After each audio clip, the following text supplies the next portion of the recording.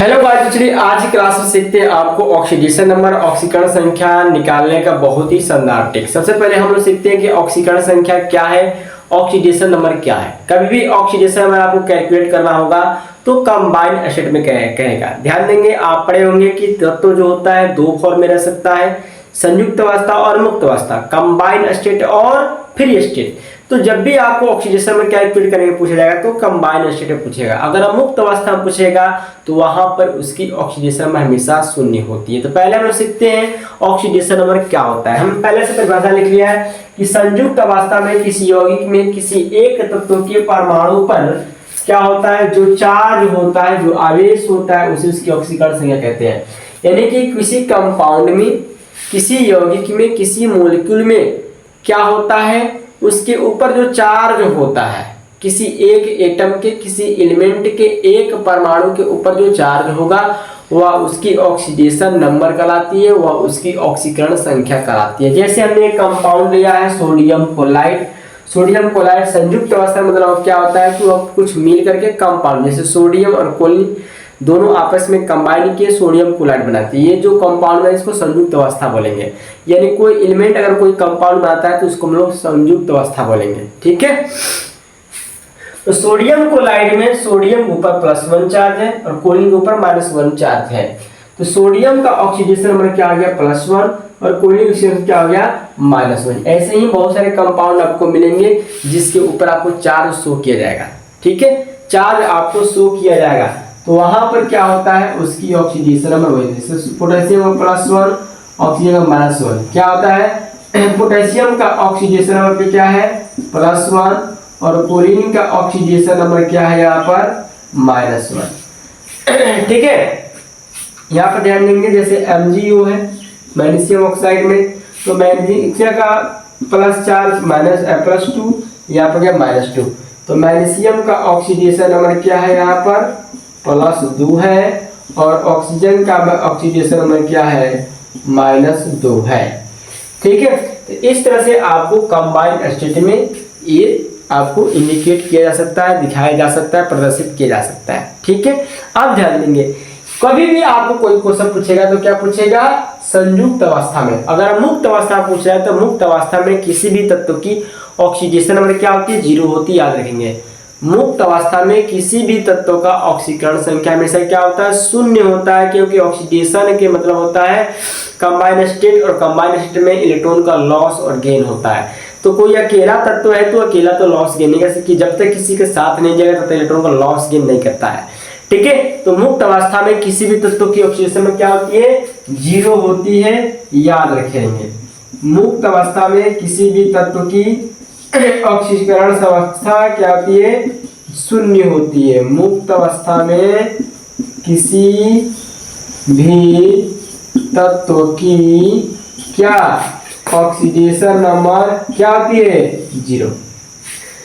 क्या होती है, 0 होती है। जैसे कोई पूछ दिया कि H2 का बताइए तो 0, कोई पूछ दिया कि M2 को बताइए तो 0, कोई कह दिया सोडियम बताइए तो 0, कोई कह दिया मैग्नीशियम का बताइए तो 0, कोई कह दिया सिल्वर का बताइए तो 0, कोई कह दिया Cl2 बताइए तो 0। क्या क्या पूछे, मुक्त अवस्था में। मुक्त अवस्था में किसी भी तत्व की ऑक्सीकरण संख्या क्या मानी गई है, 0 मानी गई है, 0 मानी गई है। इतना क्लियर बात हो गया, मुक्त अवस्था। अब ध्यान देंगे, अगर आपसे कुछ निकालने को कहे, कोई कंपाउंड दे दे और उसमें आपको ऑक्सीडेशन नंबर निकालना हो तो कैसे निकालेंगे, ध्यान देंगे। वीडियो को आप लोग दोस्त फ्रेंड्स में तब तक शेयर कर लेंगे, और चैनल पर जो लोग नए हैं चैनल को सब्सक्राइब कर बेल को जरूर प्रेस करें। तो चलिए हम लोग देखते हैं इसका बहुत ही शानदार ट्रिक्स, रूल है, नियम है। रूल तो पहला हमने अभी बता दिया कि किसी भी तत्व की ऑक्सीडेशन नंबर मुक्त अवस्था में क्या होती है, 0 होती है। किसी भी तत्व की ऑक्सीडेशन नंबर मुक्त अवस्था में फ्रेश में क्या होती है, 0 होती है, याद रखेंगे। ठीक है, किसी उदासीन, किसी न्यूट्रल कंपाउंड में, किसी न्यूट्रल कंपाउंड में, ठीक है, सभी तत्वों की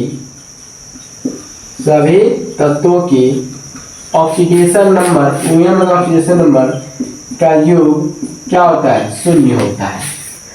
कोई भी कंपाउंड रहेगा, कोई भी न्यूट्रल कंपाउंड है, अभी हम लोग न्यूट्रल कंपाउंड पढ़ रहे हैं, आयनिक नहीं पढ़ रहे हैं, ठीक है। कि किसी भी न्यूट्रल कंपाउंड में किसी तत्व का ऑक्सीडेशन नंबर का टोटल सम जो कितना होता है, 0 के बराबर होता है। तो 0 के बराबर करके आप लोग बनाना है, ठीक है।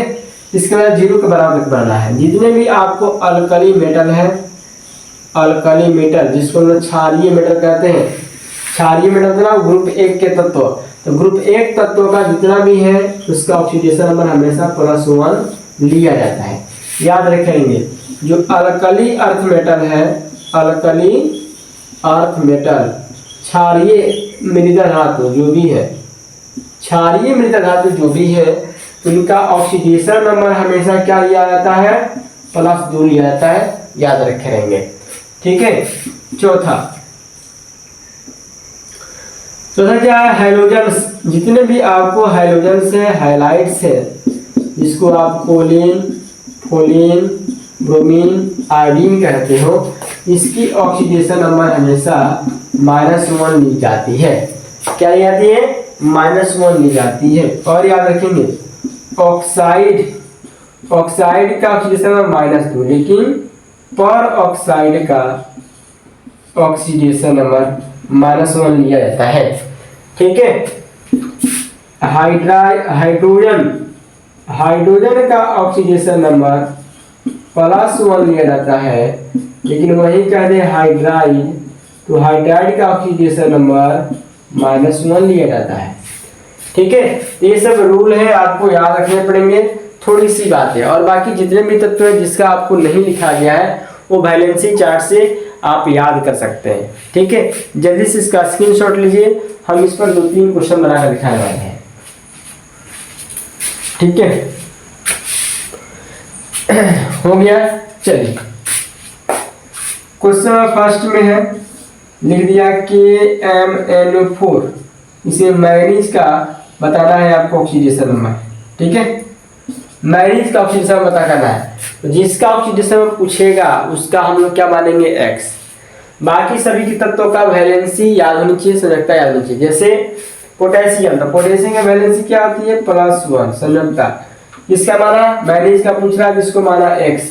ऑक्सीजन, ऑक्साइड यहाँ पे लिखा है, तो ऑक्साइड, ऑक्साइड जब अंदर उधर पढ़ते हैं तो -2 इंटू कितने मोलिक्यूल है, इसका एटम कितना है, 4, तो 0 के बराबर कर देंगे, X + 1 - 8 = 0, X बराबर क्या आ जाएगा, +7, घटा लेंगे 8 में से 7, X का मान +7, यानी कि पोटेशियम परमैंगनेट में मैग्नीज का स्टेशन क्या हो गया, +7, ठीक है।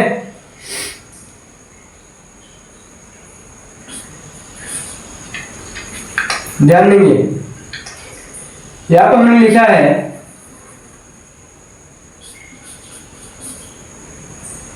MgCl2, MgCl2 में किसका निकालना है, मैग्नीशियम का, तो मैग्नीशियम का हमने माना X, कोलिन का होता है -1, नीचे लिखा है 2 एटम, 2 से 0 के बराबर है, 1 से 2 0, तो क्या जाएगा, X बराबर +2।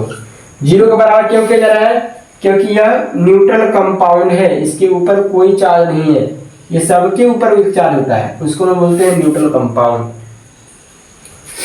0 अगर होगा तो न्यूट्रल कंपाउंड, ठीक है, याद रखेंगे।